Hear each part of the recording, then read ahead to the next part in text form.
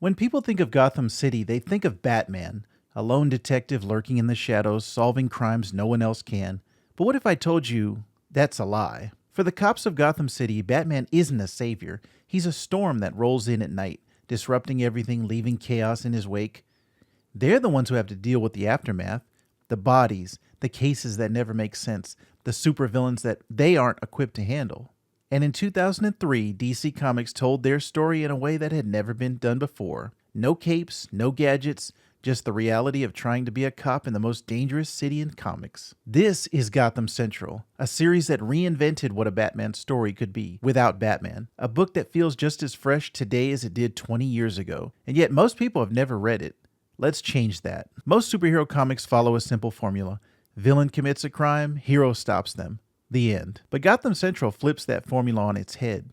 What happens when a villain commits a crime and there's no Batman to stop him? Take the very first issue. A detective chases down a lead, kicks in a door, and comes face to face with Mr. Freeze. No epic showdown, no last-minute save, just one moment of pure horror before he's frozen to death on the spot. And the worst part? The cops know that if Batman had shown up instead, their friend would still be alive. That's the tension at the heart of Gotham Central. These cops hate Batman, but they also know they can't do their jobs without him. Every case is a reminder that they're playing a game that was rigged from the start. Every Gotham story tries to answer the same question. Can Gotham be saved? Batman thinks it can. The Joker thinks it can't. Gotham Central asks a different question. What happens to the people stuck in between? Marcus Driver is a great cop. He follows the rules, believes in justice, but Gotham doesn't reward good cops. It chews them up and spits them out. His partner was murdered on the job. His cases get stolen by Batman. And every time he thinks he's making a difference, Gotham reminds him that he's not. That's what makes Gotham Central hit harder than any Batman story. It's not about winning, it's about surviving. Crispus Allen is one of the smartest detectives in the GCPD. He's careful, methodical, he knows the system is broken, but he believes he can still work within it. And then he learns the hard way. Gotham doesn't let good cops stay good. Crispus isn't killed by the Joker, or Two-Face, or Ra's al Ghul. He's killed by a fellow officer, shot in cold blood by a corrupt cop trying to cover his tracks. And that's the moment Gotham Central proves its point. Batman can punch crime in the face, but Gotham's rot, it comes from within. And then there's Renee Montoya, a detective with a sharp mind and a sharper tongue. A woman trying to make it in a department that doesn't respect her. In a city that wants to break her. Outed against her will, framed for murder. Manipulated by Two-Face, who claims to love her. Gotham takes everything from her and she still fights back. But Gotham changes people, and Renee doesn't stay a detective for long. Even if you haven't read Gotham Central, you've felt its impact. Gotham borrowed its character dynamics, the Batman took its noir aesthetic, and even HBO was working on a Gotham PD show before it got canceled. After all these years, Gotham Central remains the most realistic, most gripping take on Gotham's crime world. Even this new Penguin show has a little bit of Gotham Central in it. I was already a fan of Ed Brubaker and Greg Rucka before I ever picked up Gotham Central. Brubaker had wowed me with his Winter Soldier storyline and his run on Daredevil. I knew Greg Rucka's name from other stellar comics he'd written, but Gotham Central did something unexpected. It elevated both of them to absolute superstars in my eyes. This one book showed me just how masterful they truly are, and I fell in love with their storytelling on a whole new level. In fact, Gotham Central inspired me so much that my friend Hunter Camp and I started a podcast named after the comic. We called it Gotham Central, and our mission was simple: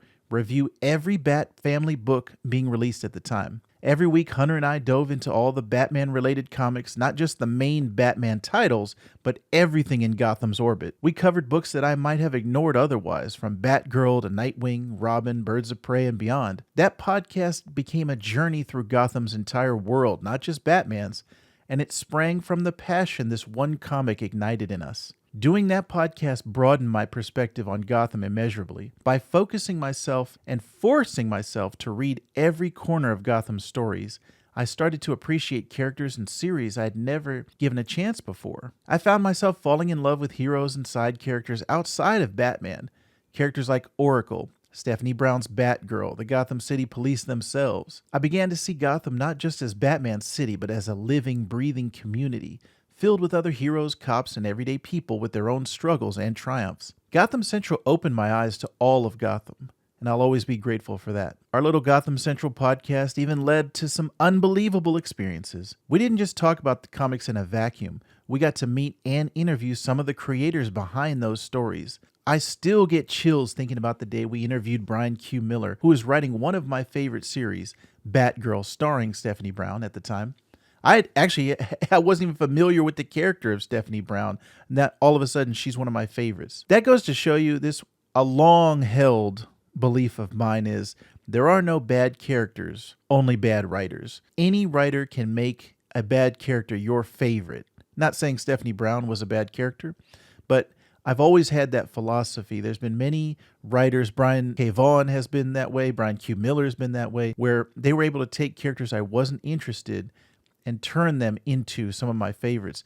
Actually, the Brubaker run on Daredevil, along with the Brian Michael Bendis run, those made Daredevil one of my favorite characters of all time. Before that, he was just, oh, that's Spider-Man's friend, Daredevil. Now, after I read their runs on it, he's one of my favorite characters. So that's why I will always have that belief. Talking directly to the creative minds I admired was something I never imagined I'd get to do when I first picked up that comic. It was a fan's dream come true, the kind of moment where you realize this hobby had become something more personal and profound in my life. And then Brian Q. Miller did something that truly blew my mind. He later slipped references to Hunter and myself into the stories. Our names actually popped up in the pages of his Batgirl run, and even on TV during Smallville's 10th season, which he was writing for at the time. Imagine watching your favorite show and seeing a nod to you on the screen, or reading a comic and spotting your name in a speech bubble or on a Gotham City sign. Seeing my name in a comic book and on a TV show was beyond surreal. It was a pinch me moment, a defining milestone in my fandom journey that I'll cherish forever. I never would have dreamed that enjoying a comic book would one day lead to my name appearing in the DC universe itself. The craziest part about all this is that it traces back to Gotham Central. If I hadn't picked up that book, if it hadn't captivated me the way it did, I might never have started the podcast or met these amazing creators. Gotham Central truly changed the way I saw Gotham's world. It showed me that Gotham isn't just Batman's stage. It's a vast tapestry of characters, each with their own story, all interwoven in that city's dark alleys and neon skies. That realization fundamentally changed me as a fan and as a reader. Gotham Central is so much more than just a comic book to me. It's a gateway to seeing Gotham in a whole new light. It's the reason I discovered new heroes, formed lasting friendships, and even saw my own name woven into Batman's world. For some of us, a story like Gotham Central doesn't just entertain, it changes our lives. And that's why this comic will always hold a truly special place in my heart. There's a reason Gotham Central still holds up today. It's not just a superhero story, it's a human story. It's about people fighting a losing battle, not because they think they can win, but because it's the right thing to do. And that's Gotham. If you haven't read Gotham Central, now's the time.